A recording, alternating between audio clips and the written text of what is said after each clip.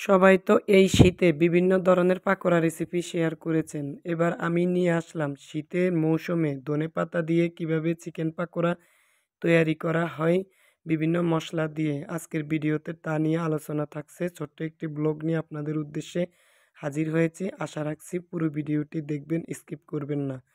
Welcome back to my channel Fatiha blog থেকে আমি ফাহিমা চলে আসলাম নতুন আরও একটা রেসিপি নিয়ে। আশা রাখছি রেসিপিটি আপনাদের কাছে ভালো লাগবে।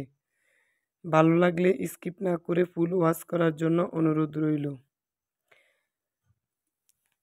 আর যারা অলরেডি ভিডিওতে ক্লিক করেছেন কিন্তু এখনও একটা লাইক দেন নাই, প্লিজ আপু ভাইয়ারা ভিডিওটিতে একটা লাইক দিয়ে পুরো ভিডিওটি কন্টিনিউ করবেন। আপনার একটা লাইকে পারে আমার এই চ্যানেলটি অনেক ভাইয়া আপুদের কাছে পৌঁছে দিতে। আর যদি অলরেডি এই কাজটি করে থাকেন তাহলে আপনাদের সবার প্রতি রইল অনেক বেশি ভালোবাসা। তো যাই হোক, কিভাবে আমি ধনেপাতা দিয়ে চিকেন পাকোড়া তৈরি করব, একেবারে ক্রিস্পি হবে, সেটাই দেখতে থাকেন। আশা রাখছি আপনাদের ভালো লাগবে। তো এখানে আমি চিকেনগুলোকে চিকেনের বেস্ট পিস নিয়েছি। তো টুকরো টুকরো করে একেবারে ছোট সাইজ কেটে নিয়েছি। তারপর এখানে 2 টেবিল চামচ সয়া সস দিয়েছি। আর বেটে রাখা আদা আর জিরা দিয়েছি হাফ টেবিল চামচ করে, রসুন বাটা দিয়েছি হাফ টেবিল চামচ, তারপর হলুদ আর মরিচের গুঁড়া দিয়েছি হাফ টেবিল চামচ করে। আর এখানে 1 পিস বেসন দিয়েছি। এখন ময়দা দিয়ে দিব 3 টেবিল চামচ। চাইলে আপনারা কিন্তু এখানে চালের গুঁড়াটাও ইউজ করতে পারেন, তবে ময়দার চেয়েও চালের গুঁড়াটা ইউজ করলে অনেক বেশি ক্রিস্পি হয়। তো যাই হোক, এখন আমি দিয়ে দিব ধনেপাতা।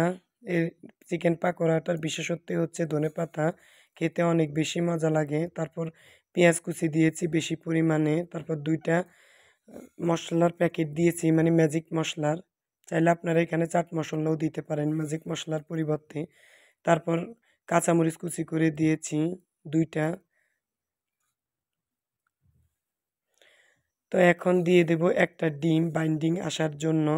তো সবগুলো উপকরণ কুচলিয়ে কুচলিয়ে একেবারে নরম করে নেব। নেয়ার পরে তারপর ডোটা তৈরি হয়ে গেছে। দেখেন একেবারে আঠালো আঠালো লাস লাস ভাব। তারপর চুলাতে একটা কড়াইতে পরিমাণ মতো তেল দিয়ে দিলাম। তেলটা একটু মিডিয়াম পর্যায়ে গরম হলে চিকেনের টুকরোগুলো একটা দুইটা টুকরো করে দিতে হবে, এতে করে অনেক সুন্দর হবে শেপ। তো যাই হোক, আমি একবার দিয়ে দিয়েছি অনেকগুলো চিকেনের টুকরো। এখন সাবধানে উল্টাইতে হবে। মনে রাখবেন এই ধরনের চিকেন ফ্রাইগুলো ভাজতে হলে একেবারে ধৈর্য সহকারে আস্তে আস্তে ভাজতে হবে। তাড়াহুড়া করে জাল দিলে উপরের অংশে কালার এসে যাবে আর ভিতরে তেমন একটা হবে না, ক্রিস্পি ভাবটা নষ্ট হয়ে যাবে। দেখেন অনেক বেশি সুন্দর হয়েছে।